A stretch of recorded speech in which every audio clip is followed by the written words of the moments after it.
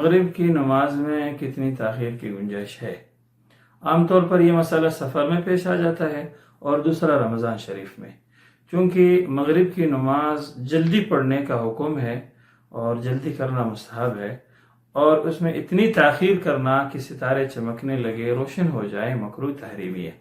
البتہ کوئی عذر ہے، سفر کا، خوف کا، کوئی مصروفیت ہے ضروری، تو ایسی صورت میں اگر مغرب کی نماز میں تاخیر ہو جائے تو مکروہ نہیں ہے۔ اور جب تک عشاء کا وقت داخل نہ ہو مغرب کی نماز پڑھنا درست ہے، نماز ہو جائے گی، قضا نہیں ہوگی۔ بعض لوگ کہتے ہیں 20 منٹ کے بعد، کوئی کہتے ہیں 40 منٹ کے بعد، ایسا نہیں ہے۔ مغرب کی نماز کا وقت جب داخل ہوا تو پھر جب تک عشاء کا وقت داخل نہ ہو اس وقت تک مغرب کی نماز قضا نہیں ہوگی۔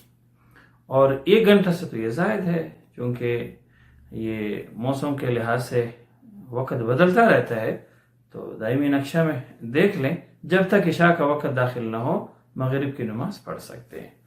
اور اسی طرح رمضان شریف ہے، اب اس نے افطاری کی، 15-20 منٹ اگر تاخیر ہو جائے تو کوئی حرج نہیں ہے۔ احسن الفتاوی میں لکھا ہے 15-20 منٹ تاخیر کی گنجائش ہے، اور اتنی تاخیر سے اس میں کراہت نہیں آئے گی۔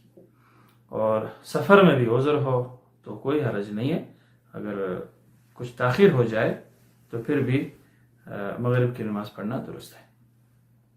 اور ویسے بھی مغرب اور عشاء کے درمیان کوئی ایسا فارغ وقت نہیں ہے کہ کسی بھی نماز کا وقت اس میں نہ ہو، جیسے فجر اور ظہر کے درمیان فارغ وقت ہے، اس میں کوئی بھی نماز نہیں پڑھی جاتی، اس طرح مغرب اور عشاء کے درمیان کوئی فارغ وقت نہیں ہے، لہٰذا جب تک مغرب کا وقت ہے تو اس میں نماز پڑھنا درست ہے۔ اور بلا عذر اگر تاخیر کی تو مکروہ، عذر ہوا تو مکروہ بھی نہیں ہے۔